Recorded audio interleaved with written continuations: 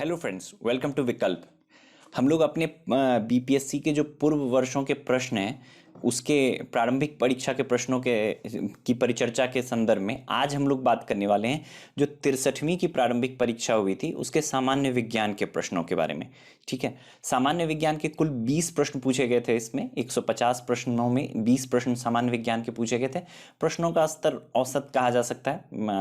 कई प्रश्न एकदम से आसान थे, कुछ प्रश्नों में आपको थोड़ी बहुत तथ्यात्मक जानकारी होनी चाहिए, मेमोरी बेस्ड। ठीक है, चलिए एक एक करके हम लोग प्रश्न देखते हैं। पहला प्रश्न है, घड़ी में प्रयोग होने वाले क्वार्ट्ज क्रिस्टल होते हैं। सिलिकॉन डाइऑक्साइड होता है। ऑप्शंस हैं sodium silicate, silicon dioxide, germanium oxide और टाइटेनियम डाइऑक्साइड। सिलिकॉन डाइऑक्साइड होता है SiO2 के फॉर्म में, उसका प्रयोग होता है क्वार्ट्ज में। ठीक है, अगला प्रश्न है, ब्रोमीन ब्रोमीन होती है। ऑप्शंस हैं रंगहीन गैस, भूरी ठोस, अत्यंत ज्वलनशील गैस, लाल द्रव और ई ऑप्शंस। जो सही उत्तर होगा ये होगा आपका रूम टेम्परेचर पे अगर हम ब्रोमीन की बात करें तो यह द्रव अवस्था में होता है, लिक्विड फॉर्म में होता है। तो लाल द्रव की इसमें होता है ब्रोमीन, दिखता है हमें। ब्रोमीन हैलोजन है, हैलोजन में 5 गैस होते हैं, फ्लोरीन, क्लोरीन, ब्रोमीन, आयोडीन, एस्टिडीन। ठीक है, आसान प्रश्न है, बस आपको पता होना चाहिए कि ब्रोमीन रूम टेम्परेचर पे लिक्विड फॉर्म में होता है, तो ये सही हो जाता है आपका। अगला प्रश्न है, वेल्डिंग में प्रयोग होने वाली गैसें हैं। ऑप्शंस हैं oxygen hydrogen, oxygen nitrogen, oxygen acetylene, hydrogen acetylene और ई ऑप्शंस। सही उत्तर होगा ऑक्सीजन और एसिटिलीन। ठीक है, आर्गन जो है सबसे कॉमनली यूज्ड वेल्डिंग गैस है, पर यहाँ जो विकल्पों के रूप में हम देखें तो ऑक्सीजन और एसिटिलीन जो है वेल्डिंग में प्रयुक्त होता है। और वेल्डिंग का इस्तेमाल जो है ऑटोमोबाइल इंडस्ट्री, प्लम्बर वगैरह द्वारा जो किया जाता है। तो सही उत्तर ऑक्सीजन और एसिटिलीन होगा। अगला प्रश्न है, गैल्वेनाइज्ड लोहे के पाइप पर परत होती है। जो गैल्वेनाइज्ड आयरन होता है उस पर किसकी परत चढ़ाई जाती है? जस्ते, जिंक की, पारा, लेड, क्रोमियम, ई विकल्प। सही उत्तर जो होगा जिंक का परत चढ़ाया जाता है ताकि रस्टिंग, जो जंग लगने की समस्या है लोहे की, उसको बचाने के लिए उस पर जस्ते, जिंक की प्लेट चढ़ाई जाती है, परत चढ़ाई जाती है, ताकि उसमें जो उसकी जंग रोधक क्षमता है वो बढ़ जाए। अगला प्रश्न है, दृश्य स्पेक्ट्रम के तरंग दैर्घ्य की सीमा क्या होती है? 1300 एंगस्ट्रॉम से 3900 एंगस्ट्रॉम, 3900 एंगस्ट्रॉम से 7600 एंगस्ट्रॉम, 7800 एंगस्ट्रॉम से 8200 एंगस्ट्रॉम, 8500 एंगस्ट्रॉम से 9800 एंगस्ट्रॉम और ई विकल्प। सही उत्तर होगा 3900 से एंगस्ट्रॉम से 7600 एंगस्ट्रॉम। अप्रोक्सीमेटली 4000 से 7800 एंगस्ट्रॉम भी दे देते हैं, तो इसको भी आप ध्यान में रखिएगा। सही उत्तर जो है इसका बी विकल्प, 3900 एंगस्ट्रॉम से 7600 एंगस्ट्रॉम। एकदम तथ्यात्मक जानकारी और आसान तथ्यात्मक जानकारी है। अगला प्रश्न है, कपड़े साफ करने में प्रयोग होने वाले डिटर्जेंट हैं। जो डिटर्जेंट यूज होता है उसमें सल्फोनेट होता है, सोडियम साल्ट ऑफ सोडियम का जो है साल्ट होता है, बेंजीन सल्फोनिक एसिड। ठीक है, कुछ लोग यहाँ कंफ्यूजन में आ सकते हैं। कार्बोनेट का यूज, जो डिटर्जेंट होता है उसमें सल्फोनेट होता है, बट कार्बोनेट जो सोडियम कार्बोनेट होते हैं उसका भी प्रयोग किया जाता है कपड़ों की सफाई वगैरह में। ठीक है, बाइकार्बोनेट जो है बेकिंग सोडा के रूप में, एंटासिड के रूप में इस्तेमाल होता है। बिस्मथेट जो है एक आपको स्ट्रॉन्ग ऑक्सीडाइजिंग एजेंट है। चारों विकल्प जो हैं इसको ध्यान में रखिएगा, हो सकता है आगे रिपीट कर दे इनमें से किसी एक के संबंध में। कार्बोनेट, बाइकार्बोनेट, बिस्मथेट और सल्फोनेट। सल्फोनेट जो है वो डिटर्जेंट में होता है। वह तत्व जो मानव पसीने के माध्यम से उत्सर्जित होता है। विकल्प हैं गंधक, लोहा, मैग्नीशियम, जिंक और ई विकल्प। सही उत्तर इसका ई विकल्प होगा। देखो जो पसीना होता है उसमें 99% तो वाटर ही होता है, उसके अतिरिक्त जो है इसमें निकल, क्रोमियम, लेड, लोहा, मैग्नीशियम, जिंक सब होता है, तो ई विकल्प हो जाएगा इसका सही उत्तर। अगला प्रश्न है, नीला थोथा, ब्लू विट्रॉल का रासायनिक रूप में क्या होता है? कॉपर सल्फेट CuSO4 को ब्लू विट्रॉल कहते हैं। ऑप्शंस इसमें सोडियम सल्फेट है, उसको ग्लेबुलर्स साल्ट बोलते हैं। सोडियम सल्फेट को हम लोग ग्लेबुलर्स साल्ट बोलते हैं, याद रखिएगा, पूछ सकता है ये भी। ठीक है, उसके बाद जो आयरन सल्फेट है उसको ग्रीन विट्रॉल बोलते हैं, ये भी इंपॉर्टेंट है, आयरन सल्फेट को ग्रीन विट्रॉल बोलते हैं। चलो अगला प्रश्न है, एक परमाणु के केंद्र का धनावेशित हिस्सा क्या कहलाता है? ऑप्शन है प्रोटॉन, न्यूट्रॉन, इलेक्ट्रॉन, न्यूक्लियस और ई विकल्प। सही उत्तर होगा इसका न्यूक्लियस। एनसीईआरटी का स्टेटमेंट उठा के दे दिया है। कुछ लोगों का कहना था जब परीक्षा हुई थी प्रोटॉन क्यों नहीं हो सकता। अब देखो प्रोटॉन के कारण जो है ना वो परमाणु का जो न्यूक्लियस होता है वो पॉजिटिवली चार्ज धनावेशित होता है, लेकिन होता कौन सा है तो न्यूक्लियस होता है। न्यूक्लियस जो होता है धनावेशित चार्ज होता है और बाहर का जो क्षेत्र होता है इलेक्ट्रॉन के कारण ऋणावेशित क्षेत्र होता है। तो न्यूक्लियस जो है धनावेशित होता है और प्रोटॉन के कारण होता है। अगला प्रश्न है एक ठोस के सीधे गैस में परिवर्तन को क्या कहते हैं। ऑप्शन है ऊर्ध्वपातन, संघनन, वाष्पन, उबलना और ई ऑप्शन। सही उत्तर होगा ऊर्ध्वपातन। जो सब्लिमेशन होता है वो, इसका एग्जाम्पल आप देख सकते हैं ड्राई आइस जो है ठोस कार्बन डाइऑक्साइड, वो इसका क्लासिक एग्जाम्पल है। सब्लिमेशन में सीधे मतलब गैस में चेंज, ठोस से गैस में बदल जाता है। संघनन में क्या होता है कि गैस का द्रव में बदलने का प्रक्रिया है। वाष्पन जानते हैं हम लोग, द्रव का गैस में बदलना।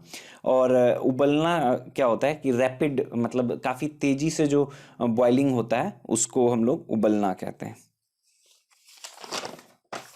अगला प्रश्न है आपका कि मानव तंत्र में इंसुलिन किसका मेटाबॉलिज्म नियंत्रित करता है। चयापचय, ठीक है, उपापचय या चयापचय बोलते हैं, मेटाबॉलिज्म नियंत्रित करता है।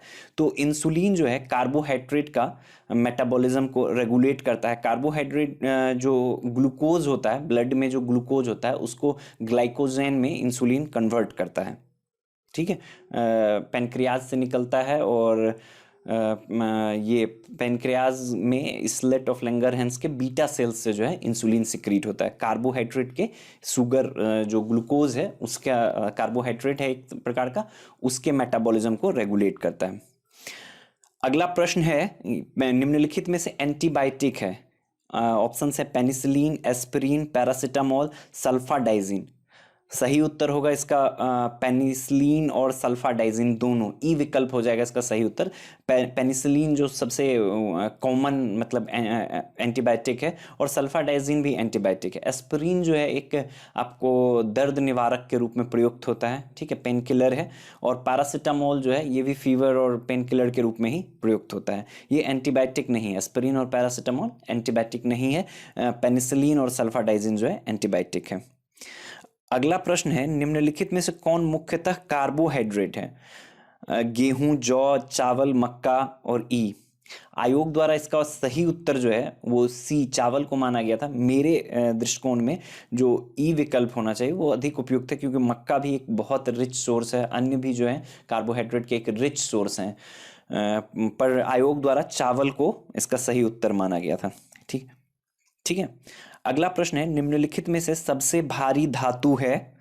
ऑप्शन है आपके सोना, चांदी, पारा, प्लेटिनम और ई ऑप्शन। सही उत्तर होगा इनमें से प्लेटिनम है। ऐसे ऑस्मियम और इरिडियम जो है, ऑस्मियम सबसे ज़्यादा हैवीएस्ट, मतलब हैवीएस्ट कहने का तात्पर्य है कि किसकी डेंसिटी सबसे ज़्यादा है।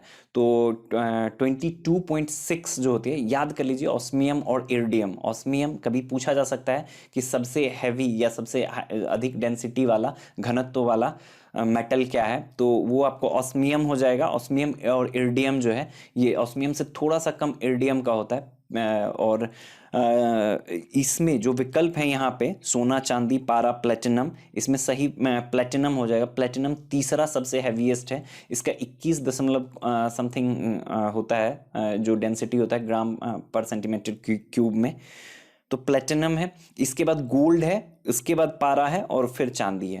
तो प्लेटिनम को हम लोगों को ध्यान में रखना है, ठीक है। प्लेटिनम, प्लूटोनियम ये सब हैवी मेटल्स में है जिनकी डेंसिटी काफ़ी अधिक होती है। सबसे ज़्यादा ऑस्मियम और इरिडियम की, याद कर लीजिए यहीं पे ऑस्मियम, इरिडियम, फिर प्लेटिनम। अगला प्रश्न है स्टेनलेस स्टील एक मिश्र धातु है। किसकी मिश्र धातु है? क्या क्या होता है स्टेनलेस स्टील में? लोहा और निकल, लोहा और क्रोमियम, तांबा और क्रोमियम, लोहा और जिंक और ई विकल्प। देखो लोहा और क्रोमियम होता है बट कार्बन भी होता है। आयोग ने इसका सही उत्तर ई माना है, तो ई उत्तर होना चाहिए। क्रोमियम जो है 10-11% क्रोमियम होता है, 1 से 1% के आसपास जो है कार्बन होता है, बाकी जो है इसमें लोहा होता है। तो ये एक मिश्र धातु है, एलॉय है, ठीक है। अगला प्रश्न है आपका कि टूटी हुई हड्डियों की रक्षा के लिए प्लास्टर ऑफ पेरिस का प्रयोग होता है, यह क्या है? बुझा हुआ चूना, calcium carbonate, calcium oxide, gypsum और ई विकल्प। सही उत्तर जो है ये जिप्सम होगा। जो प्लास्टर ऑफ पेरिस होता है जिप्सम होता है। इसका केमिकल नाम जो है आपको कैल्शियम सल्फेट हेमेटाइट होता है। कैल्शियम सल्फेट हेमेटाइट होता है, याद कर लीजिए। प्लास्टर ऑफ पेरिस जिप्सम होता है। आपको बस जिप्सम तक ध्यान रखना है, यही पूछा जा सकता है। जिप्सम प्लास्टर ऑफ, फिर से रिपीट हो सकता है, ये काफ़ी कॉमन फैक्ट है जो जानना चाहिए हम लोगों को। उसके बाद है एक हाइड्रोकार्बन जिसमें कार्बन के दो परमाणु द्विबंध से, डबल बॉन्ड से जुड़े रहते हैं, क्या कहलाता है? ऑप्शन है alkane, alkene, alkyne, ionic bond. देखो एल्केन, एल्कीन, एल्काइन बचपन से हम लोग पढ़ते रहे हैं। एल्केन में एक सिंगल बॉन्ड से रहेगा, दो कार्बन सिंगल बॉन्ड से जुड़ेगा तो एल्केन, डबल बॉन्ड से जुड़ेगा तो एल्कीन, ट्रिपल बॉन्ड से जुड़ेगा तो एल्काइन। एल्केन, एल्कीन, एल्काइन, ठीक है। इसको भी याद कर लीजिए, आगे भी रिपीट होने के चांसेस रहेंगे। Alkane, alkene, alkyne, single bond, double bond, triple bond. अगला प्रश्न है सिरके का रासायनिक नाम क्या है? सिरका जो है एसिटिक एसिड होता है, ठीक है। एसिटिक एसिड, सिरका, विनेगर, इसका इस्तेमाल फूड इंडस्ट्री, बेकरी में होता है, खाने और भी चीज़ों में होता है। बेकरी में मेनली इसका इस्तेमाल होता है। एथेनॉल जो होता है वो याद रखिएगा कि एथेनॉल जो अल्कोहल कंजम्पशन होता है, जो शराब में होता है, उसमें एथेनॉल, इथाइल अल्कोहल होता है, मिथाइल अल्कोहल नहीं होता है। मिथाइल अल्कोहल फैटल हो सकता है, जानलेवा हो सकता है। ये भी ध्यान रख लीजिएगा, जो देसी शराब वगैरह बनता है वहाँ क्या होता है कि इथाइल के जगह अगर कई बार मिथाइल अल्कोहल के कारण ही जो जानलेवा हो जाती है। देसी शराब में अक्सर सुनते होंगे, देसी शराब पीने से कहीं कहीं पे दुर्घटनाएं होती हैं जिसमें कई लोगों की जान चली जाती है, तो वो उसका कारण मिथाइल अल्कोहल हो जाता है वहाँ। सामान्य तौर पे जो कंज्यूम किया जाता है अल्कोहल, वो इथाइल अल्कोहल होता है, ठीक है, एथेनॉल। अगला प्रश्न है कार की बैटरी में प्रयुक्त होने वाला अम्ल है, इसका ऑप्शन है आपको एसिटिक अम्ल, हाइड्रोक्लोरिक अम्ल, नाइट्रिक अम्ल, सल्फ्यूरिक अम्ल और ई विकल्प। सही उत्तर जो है सल्फ्यूरिक एसिड होता है। कोई जो कार का बैटरी या अन्य जो बैटरी होता है H2SO4 का प्रयोग होता है। फैक्चुअल इंफॉर्मेशन है, याद कर लीजिए। सोडा वाटर की बोतल खोलने पर निकलने वाली गैस है, ऑप्शन हैं carbon dioxide, nitrogen, hydrogen, nitrogen, sulphur dioxide, E विकल्प। सही उत्तर जो है कार्बन डाइऑक्साइड होगा। जो भी पेय पदार्थ होते हैं, सॉफ्ट ड्रिंक्स जो होता है, जो कोल्ड ड्रिंक्स वगैरह हम लोग पीते हैं, उसमें कार्बन डाइऑक्साइड होता है, तो कार्बन डाइऑक्साइड इसका सही विकल्प होगा। सोडा में और अन्य जो पेय पदार्थ सॉफ्ट ड्रिंक्स होते हैं उसमें कार्बन डाइऑक्साइड होता है। तो इस प्रकार जो हमारे 20 सवाल थे 63वीं प्रारंभिक परीक्षा में सामान्य विज्ञान के, वो पूरे हुए। जो भी चीज़ आपको जानना हो, किसी भी तरह की आपकी जानकारी हो, कुछ वीडियो से संबंधित सुझाव हो, टिप्पणी हो, आप कमेंट में कर सकते हैं। अन्य तैयारी से संबंधित किसी भी प्रकार की आपको जानकारी चाहिए, उसके लिए जो है आप व्हाट्सएप नंबर दिया हुआ है, आप व्हाट्सएप कर सकते हैं। मैं निश्चित तौर पे आपको रिस्पॉन्स दूंगा, ठीक है। इस तरह से जुड़े रहिए विकल्प के साथ। अभी हम लोगों ने क्रम से जो सामान्य विज्ञान है उसको पूरा किया। अब हम लोग जो है इतिहास 39वीं से लेके जो 66वीं बीपीएससी प्रारंभिक परीक्षा तक है उसके इतिहास खंड को हम लोग तैयार करेंगे। ये जो प्रीवियस पेपर है इसका महत्व हम लोग बार बार मैं बता रहा हूँ कि इसका महत्व जो फ्रेशर स्टूडेंट्स हैं उनके लिए तो है ही, कि उनको एक इंसाइट मिलेगा, समझ बनेगी कि उनकी तैयारी कैसी है, प्रश्न कैसे पूछे जा रहे हैं।